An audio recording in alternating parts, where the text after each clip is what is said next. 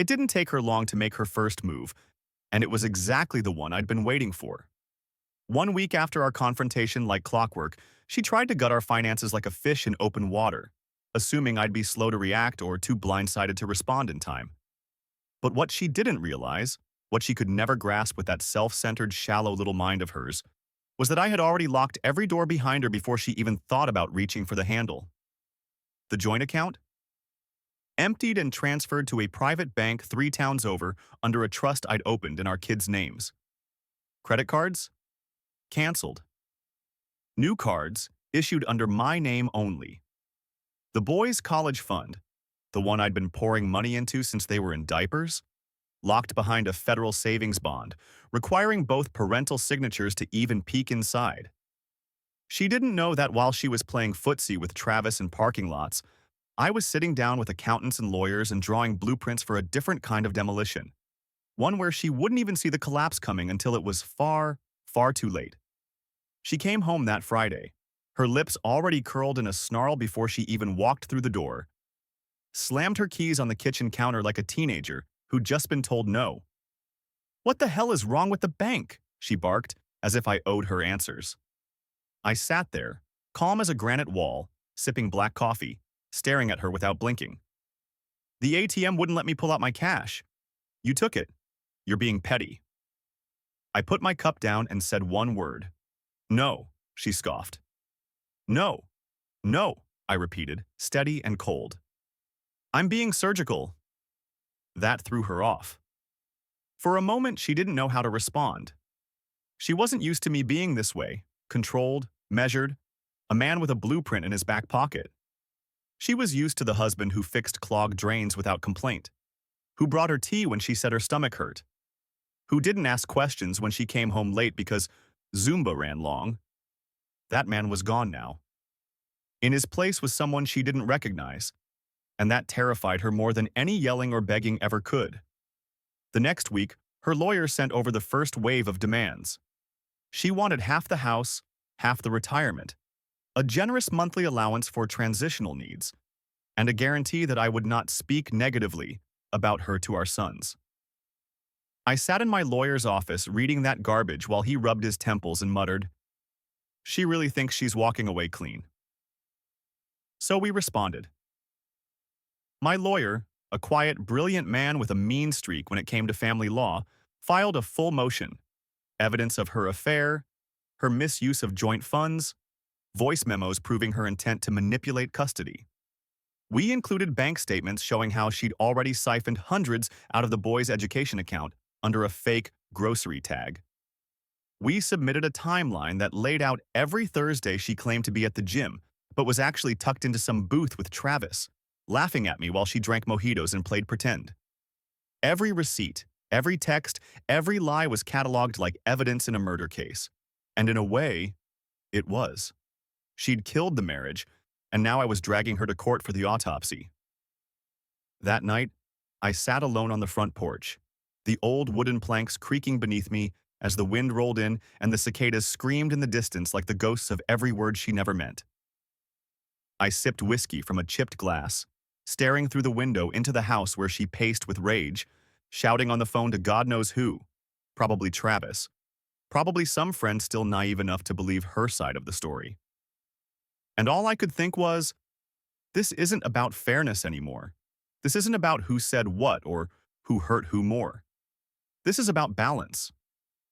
She tipped the scale when she decided her happiness mattered more than the vows she made. And now, I'm just evening it out. But make no mistake, I wasn't out for revenge in some hot-blooded, dramatic sense. I wasn't driven by fire, I was driven by ice. Cold, calculating, long-game kind of justice. The kind that doesn't scream in your face. The kind that waits in silence until you realize you've walked into a cage and the door behind you locked 10 steps ago. That's what I was building. And step by step, I framed it like a contractor finishing his final job, the one that would outlast his name, the one he'd point to years later and say, "That was the one I got right." Her friends started peeling away around this time. At first, they gave her the benefit of the doubt. They posted cryptic little quotes on Facebook about healing and moving on from toxicity, But the moment my lawyer started contacting witnesses, people who'd seen her with Travis who could verify the timeline, those same friends went quiet, unfollowed her, stopped inviting her to brunch. One even reached out to me privately, said, "I didn't know it was that bad. I'm sorry." "Oh, now you're sorry." Too late. Michelle still strutted around the house for a while like she had something to prove, wore tighter clothes, put on extra makeup, even started pretending to read books in the living room as if she were suddenly intellectual. I let her think she was reinventing herself. But every reinvention needs resources, and those she no longer had. The credit cards didn't work. The joint line of credit was closed. Her spa days vanished. Her little weekend getaway dreams evaporated. And the look on her face when she realized she was going to have to get a real job for the first time in over a decade? That was the first time I saw fear. But it wasn't enough. Not yet. Because I didn't just want to win. That was never the goal. I wanted her to lose. Quietly. Permanently. With no one to blame but herself. And I was only getting started. Of all the dirty, low, gutless things she'd done, and there were plenty from the lies to the affair to the financial ambush, the one thing that made my blood run cold, the one thing that kept me awake some nights long after I should have fallen asleep, was when she tried to turn the boys against me. That's when it stopped being just a betrayal of a husband and became something else entirely. Something monstrous. I could stomach being lied to. I could even stomach being cheated on. But when I realized she was manipulating our sons, the two boys I'd held in my arms in the delivery room, the ones I'd stayed up with through ear infections, school projects, and broken arms from backyard football, that was when all mercy evaporated. It started small, like poison slipping into a glass of water. Subtle little phrases here and there. "Your dad's just stressed, honey. I know he doesn't always show it, but he loves you." Things that sounded caring but dripped with implication, planting seeds in their minds that I was angry, detached, unpredictable. Then came the more direct stuff. My youngest, barely 11, stopped wanting to ride in my truck. He clung to her side at drop-off, avoided eye contact when I asked how school was. The light in his face, the one that used to beam when I walked through the door in my work boots, dusty and tired but always smiling for them, that light started to dim. My oldest, 15 and stubborn as a mule like I was at that age, started snapping at me. "Why are you always so cold?" he spat one night at dinner after I asked if they'd finished their homework. No wonder mom's upset all the time. I just sat there, fork halfway to my mouth, trying to understand what the hell had just happened. I hadn't even raised my voice, hadn't even criticized, just a simple question. And now I was the villain. I didn't lash out. I didn't yell. That's what she wanted. I could feel it. She was setting me up brick by brick, building this version of me in their heads that didn't exist. A distant, bitter man, incapable of love or laughter or warmth. A man who'd somehow deserved to be cheated on. I could see the outlines of her narrative forming in real time. And the sick part? For a while, it worked. There were weeks, hell, a whole month, where I felt like a stranger in my own house. I'd walk past their rooms and hear them whispering with her, voices hushed, like they were plotting something. She had them watching movies late at night with her, letting them sleep in her bed while I stayed downstairs on the couch. She kept them close like pawns in her little emotional chess game, whispering lies between bedtime stories and making sure they only ever saw the calm, smiling version of her, the one who baked cookies and made pancakes on Saturdays, not the one who lied and cheated and nearly emptied their college fund. But I kept quiet. I let it play out. Because I knew something she didn't. I knew the truth always finds its way in. And you can only hold up a mask for so long before it cracks. The crack came one night just after Christmas. The boys were home for winter break, the house quiet, the air thick with tension that never really went away. My oldest had been sullen all day, barely touched his food, didn't even pick up his phone, which for a teenager was practically a sign of the apocalypse. Then, just after dinner, I heard him upstairs. Not yelling, but listening. I could hear her voice, Michelle, on the phone, just one room over from where he was playing video games. She was laughing, but it wasn't the warm laugh she gave the kids. It was that sharp, nasty, mocking kind of laugh I'd heard on those recordings, the one she used when she was talking about me behind my back. And then I heard her say the words that shattered whatever delusion he still had. "Once I get what I want from the divorce," she said, like she was discussing what to order from a drive-thru, "I'll be gone for good. He'll keep the boys because it makes him feel like a real man. Whatever. I've got plans." He heard it. Every word. The next morning, he came down to the kitchen early, before his little brother, before Michelle. Eyes red, face pale, voice shaking like a leaf in a storm. "Dad," he said, barely a whisper, "has she been lying to us?" I didn't jump on it. Didn't grab him and yell, "Finally!" like part of me wanted to. I just looked at him and asked, "What did you hear?" He told me. Every word. And then he broke. Sat down at the table and cried. Not the loud, snotty kind, but the quiet, gutted kind. The kind that comes from a deep, sour place inside when you realize the person you've trusted has been playing you like a puppet. "She played all of us," he muttered. I nodded, hand on his shoulder. "She still is." And just like that, something shifted.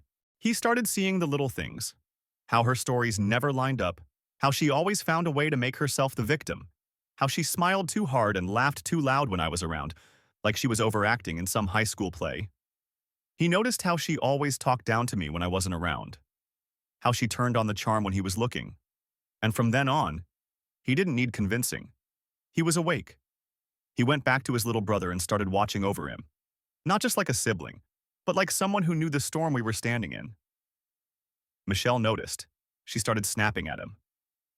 "Why are you being so rude?" she'd ask, fake smile cracking. "Don't talk to me like your father does." But it was too late. The damage had already reversed. From then on, I wasn't just fighting to protect myself. I was fighting for them. For the boys who deserved better than a mother who saw them as leverage. For the sons who needed to know that love doesn't look like lies and manipulation. I became their anchor, their truth. And that meant no more mercy, no more silence. Only forward. It was almost pathetic, really, the way she came crawling back, like some wounded animal expecting pity after baring its teeth for a year. It was about 4 months after the truth blew wide open, after the boys stopped defending her and the town started whispering. Travis had dumped her. Not that she told me outright. I heard it through the grapevine, through a mutual friend's wife who worked over at the salon and saw Michelle bawling her eyes out in her car one morning, her makeup smeared, her mouth trembling as she smoked like it was the only thing keeping her upright. I didn't celebrate, I didn't need to, because I knew what was coming. And sure enough, a week later, she showed up on my doorstep. I still remember the sound of her knock, weak, hesitant, not the usual sharp triple rap that used to echo through the hallways when she was still queen of the castle. I opened the door and there she was, standing on the porch with that same puffer coat I'd bought her 3 Christmases ago, hood up even though the sky was clear, her eyes sunken and ringed with sleepless nights, her lips trembling with a performance she probably practiced in the rearview mirror. She looked like the ghost of the woman I married, only meaner, more desperate, more hollow. "I made a mistake," she said, barely above a whisper. I said nothing. Just stood there in the doorway, one hand on the frame, letting the silence stretch so long it made her shift from one foot to the other. She tried again. I was confused. I let things get away from me, but I want to try. I want to fix it. For the family, for the boys. The nerve of her. The absolute nerve to use the word family like it still belonged to her. Like she hadn't spent the last year tearing it apart brick by brick, with her lies, her mockery, her hands all over another man in the dark corners of bars, while I worked overtime to keep food on the table and hope in my sons' hearts. I didn't argue, didn't yell. I let her talk. I let her cry. I let her believe for just one moment that I still cared. That she might still have a foothold in the home she turned into a battlefield. And then I handed her the envelope. It was thick, manila. Worn from being opened and closed 100 times, not because I needed to, but because I liked the weight of it.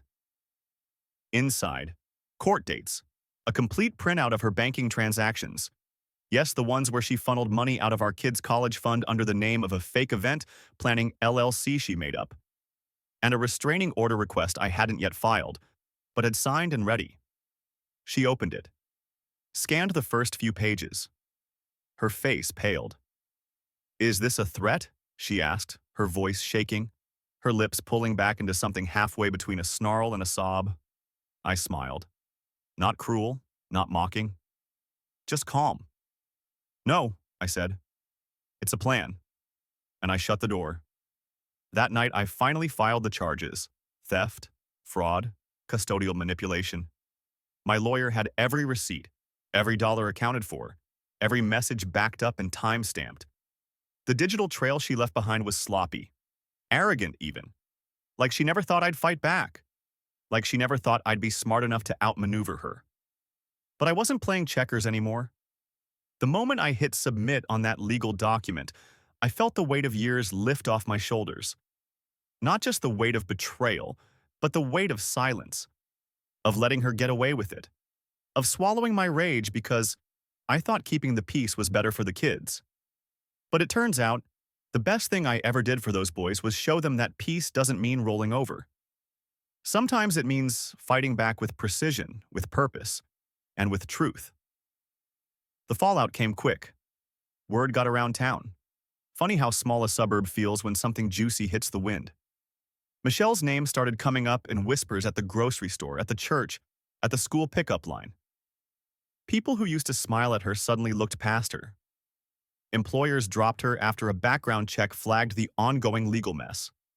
Her friends, those smug yoga moms she used to drink white wine with and laugh about me behind closed doors, vanished like smoke. No more girl nights, no more Instagram posts about self-care and finding herself. She went from curated perfection to social leper in under 60 days. And meanwhile, I rebuilt. I poured my energy into the boys. Every spare minute went into being there, really being there. I took them fishing. Showed them how to change the oil on the old '79 pickup. We grilled on Sundays, watched games on the back porch, laughed like we hadn't in years. I didn't need to explain what I'd done behind the scenes. They saw the results. They felt the shift. Michelle tried to reach out again after the storm hit her full force. Blocked number. Voicemail inbox full of half-choked apologies and requests for just 5 minutes to talk. I didn't answer. Didn't need to. Because I already had everything that mattered. My sons, my peace, my dignity. She had what she earned. And I wasn't done. It's been a year now. One full rotation of the earth around the sun since she stood on my porch in that ratty coat, eyes sunken and voice trembling, still thinking crocodile tears could buy back the life she burned to ash. Time has a way of clearing things out. Like rain, carving trenches through mud, like wind stripping dead leaves from branches. And what's left behind is the truth. Naked, unforgiving, undeniable. Michelle is broke, alone, and working weekends at a gas station almost an hour outside of town, some dingy little place that smells like burnt coffee, and diesel, where the fluorescent lights buzz louder than the customers speak. I know because a friend of mine drives past it on his way to work every Saturday and texted me the first time he spotted her there, hunched over behind the counter, pretending not to recognize anyone who might have known her from better days. She's got that haunted look now, like every mirror she passes shows her a version of herself she can't stand to see. The woman who was once too good for a construction worker husband, too good for a modest house and 2 boys who adored her, is now scraping change and stocking shelves at midnight for people who don't even look her in the eye. The apartment she tried to keep? Gone. Repossessed. The shiny SUV she leased under both our names? Towed from the side of a county road when the payments lapsed for 3 months straight. Her friends? Nowhere to be found. One by one they ghosted her, realizing she brought more drama than she was worth, probably terrified the stink of her mess would blow back on them. She's got no support, no savings, no Travis to lean on. He's long gone, probably already shacking up with another bored housewife who hasn't seen the ending of that particular story. And me? I'm doing just fine. Better than fine, actually. I've got the boys. I've got peace. I've got quiet Sunday mornings on the porch, black coffee in hand, watching the sunrise with my younger son curled up next to me and my older one checking the oil under the hood of the truck we're fixing up together. We laugh. We talk. We sit in silence, too. Comfortable silence, the kind that doesn't need filling. It's not perfect. Life never is. But it's real. It's honest. And it's ours. I never told them everything I did. Never sat them down and laid out how I bled for the legal battles, how I cut off Michelle's access to every financial lever she used to pull, how I spent night after night building the case that left her legally cornered and publicly humiliated. I didn't need to. They saw enough. They felt enough. And maybe one day, when they're older and raising families of their own, they'll understand the full weight of it. That sometimes strength isn't loud. Sometimes it's quiet, cold, patient. But the real satisfaction didn't come from the court victories or the bank accounts or even the reputation she lost like a coin down a storm drain. It came last week. She called me. Blocked number, but I picked up out of habit. I knew it was her the second I heard the silence. Heavy, loaded, the kind that only comes before a plea. Her voice cracked on the first word. "Please," she said. "Just a little money." I almost laughed. Almost. But I kept my voice flat, steady, the way I had learned to keep it through everything. I asked, "What happened to Travis?" No answer. "What happened to the new life you were building?" Still silence. That's when I gave her the line I'd been saving. The one that summed up every lesson, every scar, every ounce of restraint I'd shown while she did her worst. I said, "Sell your perfume bottles, Michelle. You'll be fine." And then I hung up. No yelling, no gloating, just truth. That was the final nail. Because here's the thing, she thought love made me weak, thought my loyalty was something she could stretch, break, and tape back together when it suited her. But love isn't weakness, it's fuel. And once you light it up with betrayal, it burns hotter than anything else in this world. She broke the vows. I broke the silence. Bye-bye.